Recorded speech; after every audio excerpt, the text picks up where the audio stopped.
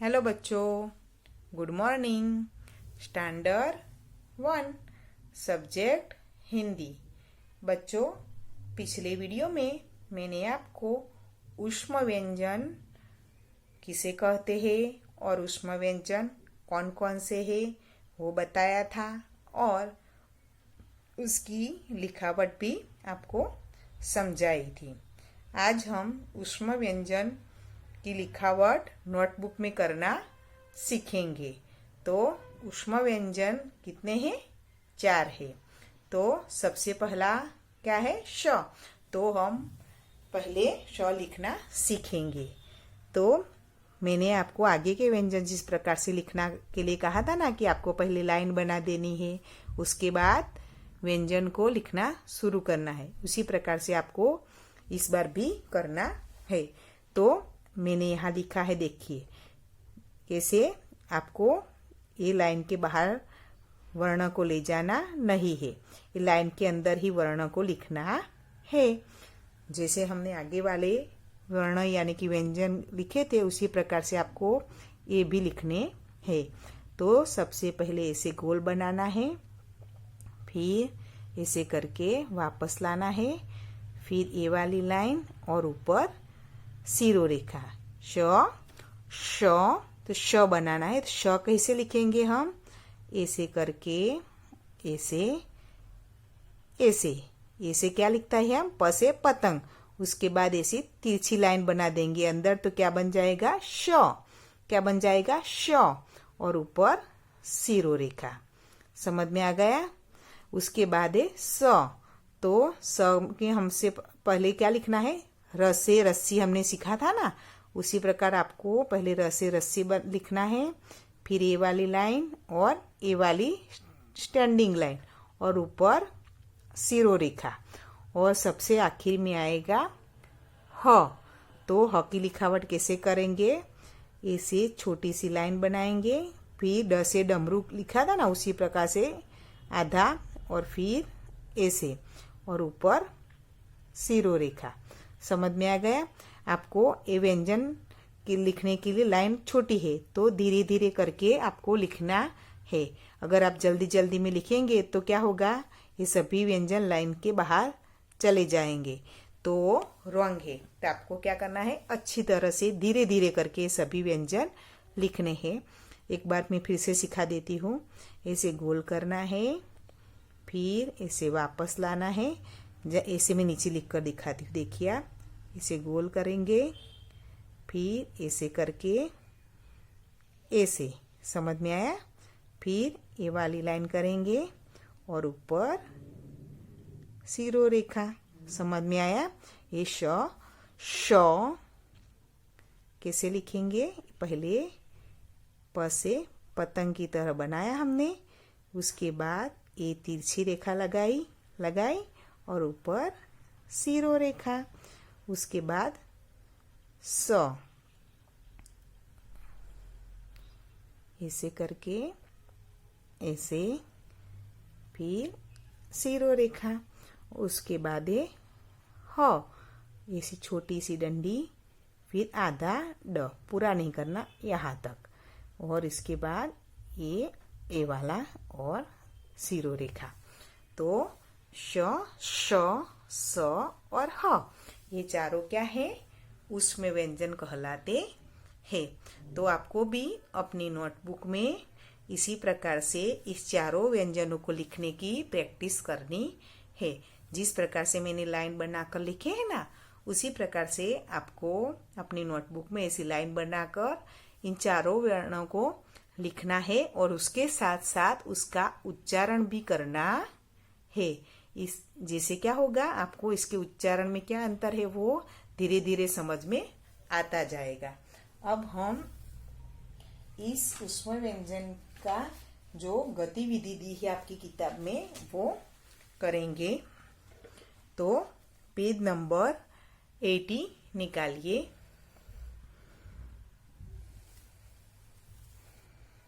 निकाला? देखिए उसमें दी है गतिविधि। तो ये गतिविधि क्या है? ये हमने जो पहले अंतस्थ व्यंजन सीखे, तो अंतस्थ व्यंजन और उष्म व्यंजन दोनों को मिलाकर यहाँ इसकी गतिविधि दी है। तो इधर कुछ चित्र दिए हैं जिनके नाम में का पहला अक्षर कुछ अंतस्थ व्यंजन है और कुछ उष्म व्यंजन है। तो हम उन चित्रों को देखकर उसका नाम का उच्चारण करना सीखेंगे। तो सबसे पहले वाला चित्र है, ये किसका है? यज्ञ। क्या है? यज्ञ। तो ये पहला वर्ण कौन सा है? य। ये क्या है? अंतस्थ व्यंजन है। उसके बाद है यंत्र। क्या है? यंत्र। इसका पहला वर्ण भी य। उसके बाद है रथ। क्या है ये? रथ। उसका पहला वर्ण है र। उसके बाद है रस। रस का भी पहला वर्ण है र। उसके बाद है रसगुल्ला। उसका पहला वर्ण है र। उसके बाद लट्टू। लट्टू का पहला वर्ण है ल। उसके बाद लड़का। लड़का का पहला वर्ण ल। उसके बाद है लुंगी। लुंगी का पहला वर्ण भी ल है। उसके बाद है लोमड़ी। लोमड़ी का पहला वर्ण है ल। उसके बाद वर्दी। वर्दी यानी कि यूनिफॉर्म, उसका भी पहला वर्ण है व। उसके बाद वक। वक का पहला वर्ण है व। उसके बाद है वानर। वानर का पहला वर्ण है व। उसके बाद सलगम। हमने अभी उष्म व्यंजन में सीखा ना, तो सलगम। सलगम का पहला वर्ण श। उसके बाद साड़ी। साड़ी का पहला वर्ण स। उसके बाद हथौड़ा। हथौड़ा का पहला वर्ण ह। ये है हार। हार का पहला वर्ण ह। तो इसमें य, इसमें भी य, र, र, र, ल, ल, ल, ल, व, व, श, स, ह, ह। तो आपको इसका पहला वर्ण समझ में आ गया होगा। अब पेज नंबर 81 पर व्यंजन गतिविधि है, वो जो हमने उष्म व्यंजन सीखे स से लेकर ह तक, श से लेकर ह तक के सीखे ना, तो उसकी गतिविधि दी है। तो हम वो करेंगे। आप देखिए, चित्र पहचान कर उनके नाम का पहला वर्ण बोलिए और लिखिए। आपको क्या करना है बच्चों? यहाँ कुछ अलग अलग चित्र दिए हैं। आगे के वर्ण हमने जब सीखे थे तब ऐसी गतिविधि आती थी, उसी प्रकार से आपको ये भी करनी है। तो उन चित्रों के नाम दिए हैं, लेकिन उन सभी में पहला वर्ण लिखना बाकी है। तो आपको क्या करना है? चित्र को पहचानना है और उसका पहला वर्ण यहाँ लिखना है। तो सबसे पहले ए वाला, ऐसा हमने अभी जब मैंने उष्म व्यंजन सिखाए थे तब ऐसा चित्र आया था ना उसमें। इसको क्या कहते हैं बच्चों? षटकोण। क्या कहते हैं? षटकोण, क्योंकि इसके 6 कोण होते हैं। तो कौन सा श आएगा? श। श, श और स। तो बीच वाला कौन सा? ए। ऐसे करके, ऐसे करके, ऐसे करके, ऐसे ए वाला षटकोण। कौन सा स? षटकोण का। यहाँ कौन सा सा लिखना है हमें? षटकोण का। उसके बाद है ए वाला। ये क्या है? शलगम। क्या है ये? किसका चित्र है? शलगम यानी कि बीट। तो यहाँ कौन सा सा लिखेंगे? शलगम का। तो हम यहाँ शलगम का स ऐसे करके, ऐसे करके, ऐसे करके, ऐसे। समझ में आ गया? उसके बाद है ए वाला चित्र। ये क्या है? हिरण। क्या है ये? हिरण। तो उसका पहला वर्ण होता है ह। तो हमें यहाँ ह लिखना है और ऊपर सिरो रेखा।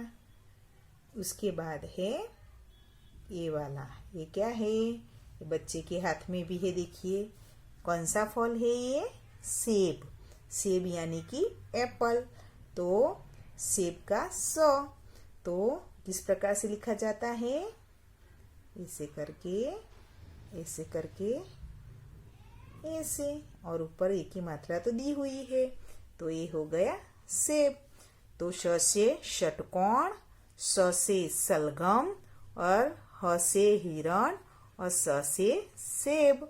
समझ में आ गया? इसलिए मैंने आपको बोला था कि इन वर्णों को लिखते समय उसका उच्चारण भी करना है और चित्र भी आपको याद रखने हैं कि कौन से स से क्या बनता है, किसका नाम बनता है। तो आपको ये वाली गतिविधि आपकी किताब में पूरी कंप्लीट करनी है। तो आपको ये जो मैंने ऊष्मा व्यंजन सिखाए वो आपको पहले अपनी किताब में अच्छी तरह से लिखकर तैयार करना है और उसके बाद आपको ये चारों व्यंजनों का अभ्यास अपनी नोटबुक में अच्छी तरह से करना है। अब हम अगले वीडियो में मिलेंगे। गुड बाय बच्चों।